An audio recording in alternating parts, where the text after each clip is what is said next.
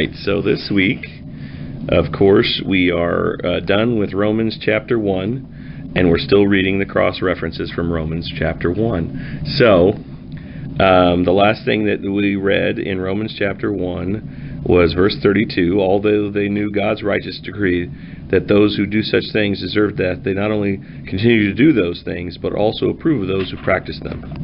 So, what we've been doing is we've been walking down the road of the Old Testament, well, Old Testament and New Testament, of where we see the things that pertain to people actually having that problem. And so what we've done so far is we've looked at how when we're not in God's will, we're actually spreading the wrong things. We're putting God in places that He shouldn't be in our own minds, and not actually looking at God as who God is. We've looked at what it means to be somebody who actually is doing what he's supposed to do with God, and what it takes as a people is kind of where we're going to go today. And we're going to show some solid examples in the Old Testament and in the New Testament of the way that you can take on what you're supposed to take on as a people and as a separate person. And the main reason for these lessons, to the direction that they've traveled in my mind and with what I've been studying, is of course modern day, where people are talking about, end times, people talking about what's going on in the world, and applying these things to those ideas and those thoughts. So we're going to be back in 1 Samuel, and these are some of my favorite stories that don't actually get taught in kids' Sunday school ever. These are those stories that you just kind of, we won't teach that. That's kind of inappropriate, and that's kind of horrible, and that teaches the wrong thing. And when in reality, it teaches the truth, which is what we should teach. So we're going to be in 1 Samuel 4, and we're going to start talking about the Ark of the Covenant, the loss of the Ark of the Covenant, and how you could possibly lose the Ark of the Covenant. So here in 1 Samuel 4, I'll read for the first little block until the death of Eli. So the Philistines capture the Ark. Now the Israelites went out to fight against the Philistines. The Israelites camped at Ebenezer, and the Philistines at Ephek. The Philistines deployed their forces to meet Israel, and as the battle spread, Israel was defeated by the Philistines, who killed about 4,000 of them on the battlefield. When the soldiers returned to the camp, the elders of Israel asked, "Why did the Lord bring defeat upon us today before the Philistines?" Okay, so they asked, and at no point here does it say they prayed, they sought God, they sought after what they should do. They just did something. What did they do? "Let us bring the Ark of the Lord's covenant from Shiloh, so that it may go with us and save us from the hand of their enemies." In their own, huh? It. That's the key word I'm taking. Yeah, and it says it, and in some beliefs they've changed it to he. So it's that whole. They're making a god of the object, not of the God it represents. And they're choosing to do with it what they want to do with it. Why did God let this defeat happen? Let's not actually answer why God let this defeat happen, why we're being defeated. Let's just use God as a tool that we can carry where we want to carry it to, and make things happen the way we want to make things happen. So the people sent men to Shiloh, and they brought back the Ark of the Covenant of the Lord Almighty, who is enthroned between the cherubim, and Eli's two sons, Hophni and Phinehas, who are great warriors, famous for their faith, were there with the Ark of the Covenant of God. When the Ark of the Lord's Covenant came into the camp, all Israel raised such a great shout that the ground shook. Hearing the uproar, the Philistine asked, "What's all the shouting in the Hebrew camp?" When they learned that the Ark of the Lord had come into the camp, the Philistines were afraid. "A god has come into the camp," they said. We're in trouble. Nothing like this has happened before. Woe to us! Who will deliver us from the hand of these mighty gods? They are the gods who struck the Egyptians with all kinds of plagues in the desert. Be strong, Philistines. Be men, or you will be subject to the Hebrews, as they have been to you. Be men and fight. Go ahead. It has that really cool saying that we studied back in Corinthians in this one. Instead of be men, quit yourselves like men. I like that sound. Act like men. Pony it up. I really like that quit like men deal. Recording it? Yeah, we're recording. Juice break. Ruin the recording. Thanks. We have to start all over again. I'm leaving. He said, I saw Rick in the parking lot dropping his kids off, and then he just tried to drove off. I said, he's going to get food. He's ready to drop. Never mind. I'm not going to finish that. All right. That's why I asked if you were recording. All right. I know what I can say and what I can't say. Well, you know what you should do? You should just quit yourself like a man. Right now. I should what? Acquit yourself like a man. Let me pause it for a second because we haven't had a chance to catch up with Rick. What's going on? The clock isn't right, by the way. It's Oh, wow. Yeah, it's totally off. That clock is totally off. Okay, so what we did was we went through the first part of this, which is the Philistines capture the ark. And these are the key points that I already kind of read through. So let's go to 1 Samuel 4, verse 3. When the soldiers returned to the camp, the elders of Israel asked, why did the Lord bring defeat upon us today before the Philistines? So they asked that question.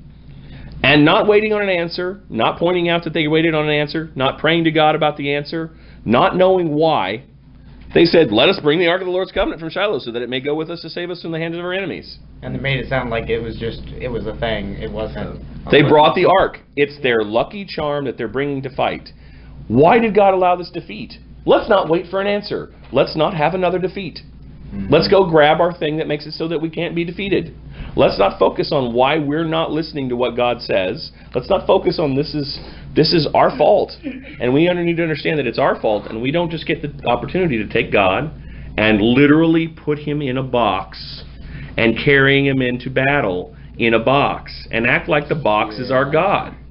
Okay? So we go down to verse 7. The Philistines were afraid. A God has come into the camp. God is not in the box. God was already in the camp. This is an example of how we, the world, Us. often puts God in a box as though he's not already there. The Philistines stated outright that we're in trouble now. Their God's shown up because he was carried into camp. And then before that, when the Ark of the Lord's Covenant came into the camp, the Israel raised such a great shout that the ground shook. Mm-hmm. That's awesome. You know, woohoo, we've got our lucky charm God in a box. Mm-hmm. They were so excited about the fact that they had... Blink, blink, blink. Exactly. God's going to pop out of this thing and save us. So what happened? So, the God who delivered us from the hands of the God who delivered us from the hands of these mighty gods, who will deliver us from the hands of these mighty gods? They are the gods that struck the Egyptians with all kinds of plagues in the desert. Be strong, Philistines. Be men, or you will be subject to the Hebrews, as they have been to you. Be men and fight. So the Philistines fought, and the Israelites were defeated, and every man fled to his tent. The slaughter was very great. Israel lost 30,000 foot soldiers. The ark of God was captured, and Eli's two sons, Hophni and Phinehas, died. Phinehas is the famous warrior that stabbed people, that brought back righteousness to the Israelites in the desert. This sounds like it'd be a cool story. Really. It's a cool story to go back to. We should do that. But what a horrible day for Israel. What a horrible day. And if you looked up above, in the fight that they were fighting previously, only 4,000 men had died. They actually rallied the Philistines by bringing this object rather than their God to win the day for them. The Philistines stepped up their game and killed more of them because they brought the ark wrongfully to try to do the fight for them. So, Kurt, since you're going to have to leave, start reading at 12. A man of Benjamin ran from the battle line and came to Shiloh the same day, with his clothes torn and with dirt on his head. When he arrived, Eli was sitting on his seat by the road watching, for his heart trembled for the ark of God. And when the man came into the city and told the news, all the city cried out. When Eli heard the sound of the outcry, he said, "What is this uproar?" Then the man hurried and came and told Eli. Now Eli was 98 years old, and his eyes were set so that he could not see. And the man said to Eli, "I am he who has come from the battle. I fled from the battle today." And he said, "How did it go, my son?" He who brought the news answered and said, "Israel has fled before the Philistines, and there has also been a great defeat among the people. Your 2 sons also, Hophni and Phinehas, are dead, and the ark of God has been captured." As soon as he mentioned the ark of God, Eli fell over backwards from his seat by the side of the gate, and his neck was broken, and he died. For the man was old and heavy. He had judged Israel 40 years. Okay, this is a really bad day for Israel. Eli is dead. Phinehas is dead. Hophni is dead. They've lost 30,000 other people, and they really have lost sight on who God is completely. They are missing the mark completely. His daughter-in-law, the wife of Phinehas, was pregnant and near the time of delivery. When she heard the news that the ark of the God had been captured and her father-in-law and her husband were dead, she went into labor and gave birth, but was overcome by her labor pains. And as she was dying, the woman attending her said, "Don't despair, you have given birth to a son." But she did not respond or pay any attention. She named the boy Ichabod, saying, "The glory has departed from Israel."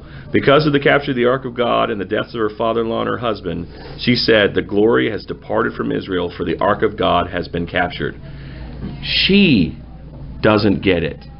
They're all putting the ark of God first. Yes. God himself. Not God. So we can jump right back to this verse that we were reading and say, why did the Lord bring defeat upon us today before the Philistines? Because they didn't get where God was and who God was and who they were supposed to be in the name of God. They were completely missing the mark on what was supposed to happen to be in line with what God wanted for them. They were slightly to the, I don't know, it's almost slightly to the right, focusing on a patriotic thing.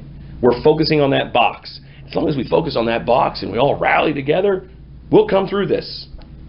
That's not what it says. That's not what he's told them. That's not what he's taught them.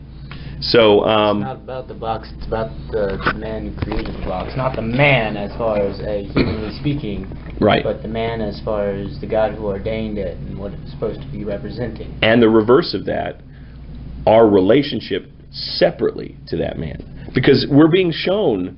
When you're being shown separate people messing up, you know, they'll do the verses that say, "And all the people were against God," you know, that kind of thing. We're being shown separate instances where separate people were against God, where they didn't get the point of God. A group was, why did the Lord bring us to defeat today? That's a smaller group of decision makers there and the leaders of that church, that army, the elders. Then we get to see that the guy down here mentioning the ark of God, Eli even was like, "Oh man, that's terrible." Fall over, crack, break his head. He's dead, broke his neck. And then we go down here to the wife, and the wife's even saying, "We've lost everything because God's gone." How's God gone? You're kind of missing the point. God's not in the box. He's everywhere. He is everywhere. So I'm going to go ahead and be done for today because, like he said, I have 3 minutes to go and start the camera.